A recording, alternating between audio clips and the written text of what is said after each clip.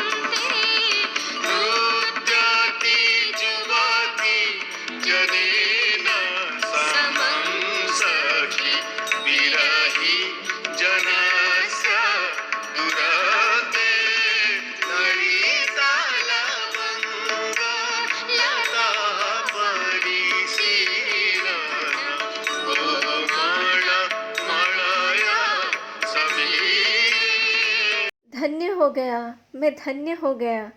हम सबकी इतने दिनों की प्रतीक्षा आज सफल हो गया। हमारा स्वप्न सफल हो गया। ये कुछ दिन मैं यहाँ नहीं आया था, उसी बीच इतना बड़ा परिवर्तन। बाउआ खुशी से नाचने लगा। जयदेव ने कहा, ऐसा होता है बाउआ, ये सब अकस्मात ही घटित होता है। बादल देखकर मोर का नाचना, बसंत में कोयल की कुहू ध्वनि और मनुष्य जीवन में भी काव्य मुहूर्त अचानक पहुंच जाता है। बाउआ ने कहा, मैंने आपकी रचित कविता सुना और पद्मावती का नृत्य भी देखा। मुझे लगा जैसे मानो कविता के स्वर्ग में पहुंच गया हूँ। किस लिए आया था मैं भूल गया। अरे हाँ, केतकी की माँ अभी गंभीर अवस्था में है। वो आपसे मिलना चाहती है। जयदेव चल पड़े केतकी के घर। बेटा, जगन्नाथ तुम्हारा मंगल करे, तुम्हारा कवि बनने का स्वप्न पूर्ण करे, चांद देवदासी ने कहा। बाउआ ने कहा, दीदी, स्वप्न पूर्ण हो चुका है। मैंने अपने कानों से जयदेव की कविता सुना और नेत्रों से पद्मावती का नृत्य भी देखा। अब जयदेव को कोई नहीं रोक सकेगा उत्कल के महाकवि बनने से। तुम सच कह रहे हो बाउआ, केतकी ने कहा। 100% सच केतकी। विश्वास नहीं हो रहा है तो जयदेव से पूछो, बाउआ ने कहा। केतकी ने पूछा, सच छोटे गोसाई? जयदेव ने उत्तर दिया, मैं अभी लिख रहा हूँ, स्वर भी मैं ही दे रहा हूँ। लिखना समाप्त होने के बाद पहली प्रतिलिपि मैं तुम्हें ही दूंगा। फिर जयदेव ने चांद देवदासी से पूछा, आपने मुझे बुलाया था?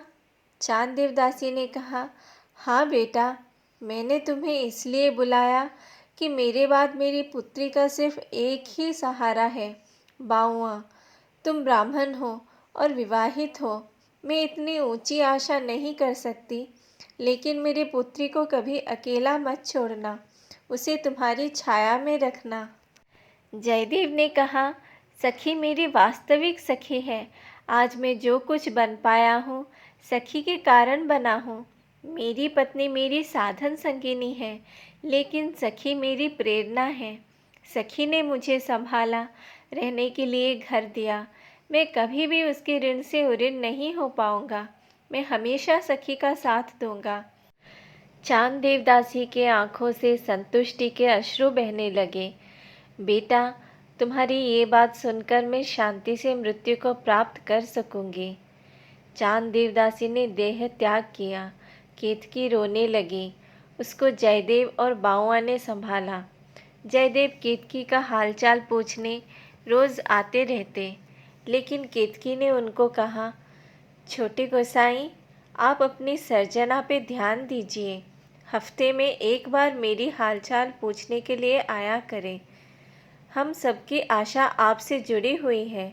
आप किस दिन उत्कल के महाकवि बनेंगे, आपकी रचित काव्य विदेश के लोग भी पढ़ेंगे। सखी, जयदेव ने कहा, मैं महाकवि बनने के लिए नहीं लिख रहा हूँ। मेरी कविता मेरे इष्ट राधा माधव को समर्पित है। मेरी सिर्फ इतनी इच्छा है, राधा माधव प्रेम की वो गूढ़ रहस्य मैं जन जन तक मेरी कविता के माध्यम से पहुंचा सकूं। जयदेव केतकी की बात मानकर अपनी सर्जना पे ध्यान देने लगे। तो चलिए दोस्तों, मिलते हैं अगले वीडियो में, जिसमें मैं आप लोगों को बताऊंगी इसके आगे क्या हुआ। If you like this video then share it with your friends. If you haven't subscribed to my channel yet, then please do subscribe and press the bell icon to get the notification as soon as a new video is posted.